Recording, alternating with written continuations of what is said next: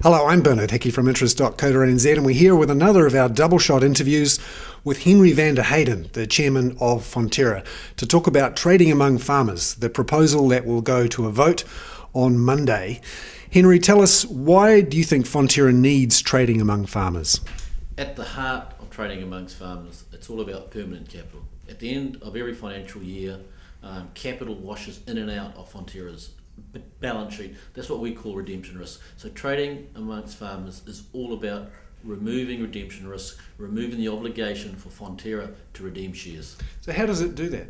So what happens at the end of every season, if a farmer leaves or their milk production drops for whatever circumstances, they can notify Fonterra. Once they notify Fonterra by the 28th of February, Fonterra is obliged to redeem those shares.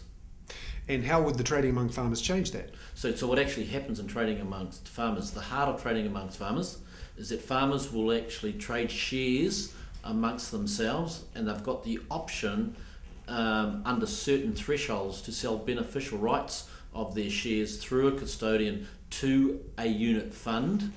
So those beneficial rights are converted into a unit. And who buys those units? Okay, what happens, those units, once those beneficial rights through the custodian is converted into a unit, those units are listed on the NZX. Now what I need to say is that there is a firewall between the farmers market, where Fonterra shareholders buy and sell shares amongst themselves, and the unit fund. A lot of people are saying we're allowing outside investors into the cooperative. We are not allowing outside investors into the cooperative. These two things run side by side. It's not investors within the cooperative. What rights do the owners of those units have over Fonterra? Could they make a decision, for example, to force down the milk price?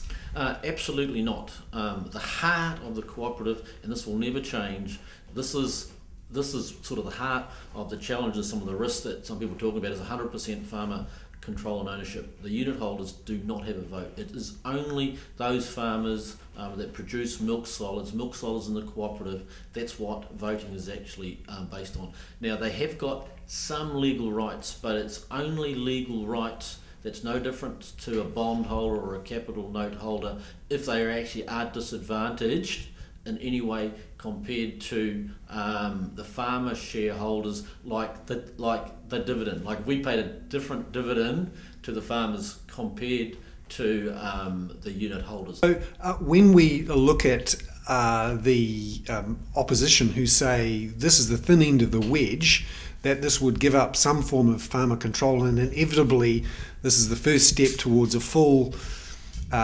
privatisation, a move towards being a listed company with shares and traditional shareholders and suppliers.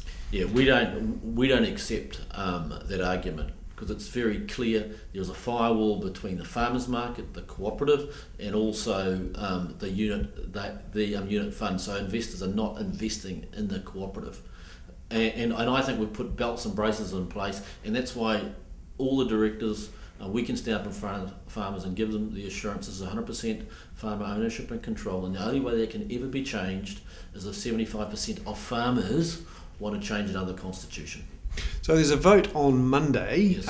What proportion of the vote is needed to get this through?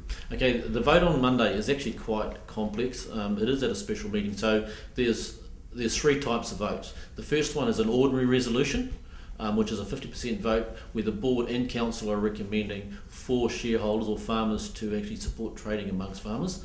The second resolution is a special resolution which requires 75% support, because we're making changes to the Constitution, and the changes that we're actually looking for is actually tightening everything up around trading amongst farmers, and I actually think it actually strengthens the cooperative around ownership and control. And there are two shareholder resolutions that the board are recommending to the shareholders to actually vote down.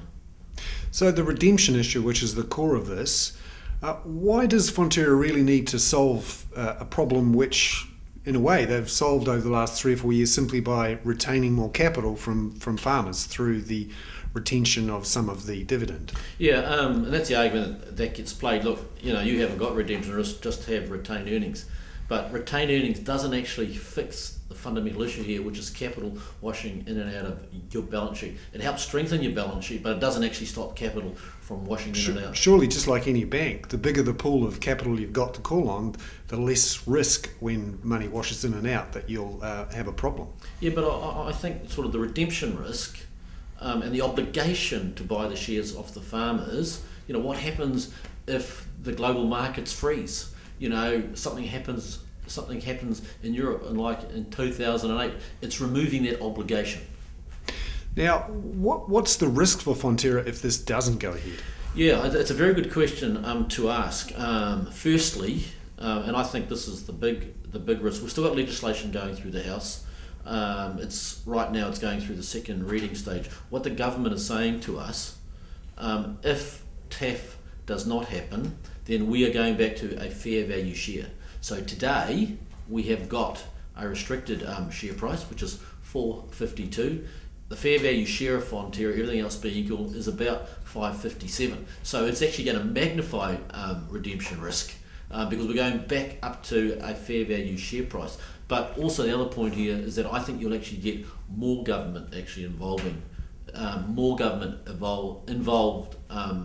in the industry or within Fonterra. So this is a lot more than just trading amongst farmers. Why do you say the government would become more involved? Because like Fonterra will be imposed by government that we're going back to a cooperative share value, which is fair value, other than today where we've got a restricted share price.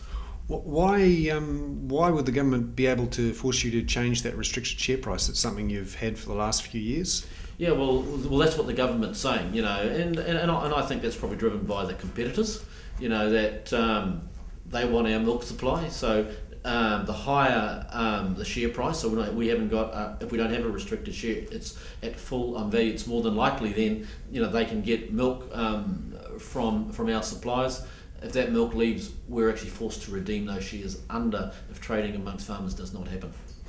Are you confident that this TAF will go through? Yeah, look, it's just too early to say.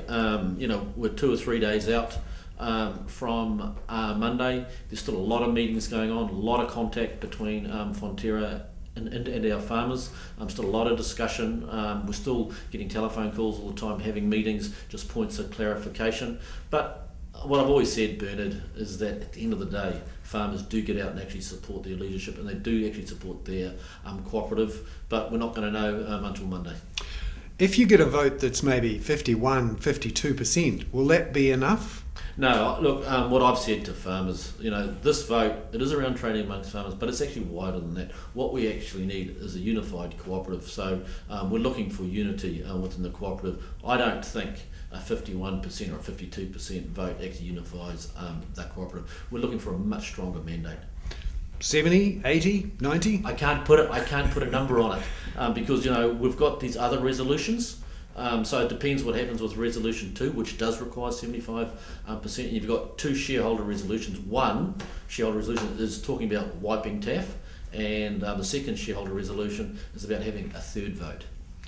How would you personally feel if this was rejected? Because there have been previous proposals you've put forward, and this was already voted for once before, and you've had to come back to farmers. How would you feel as the chairman behind this if it didn't go through? Yeah, look, people are saying, Henry, is this going to be your legacy? Now, from my own perspective, I'm sure my legacy will be the formation of Fonterra, and also 20 years of commitment to the cooperative. If you're asking me, will I be disappointed if TAF doesn't go through? The answer to that question is yes, of course I'll be disappointed.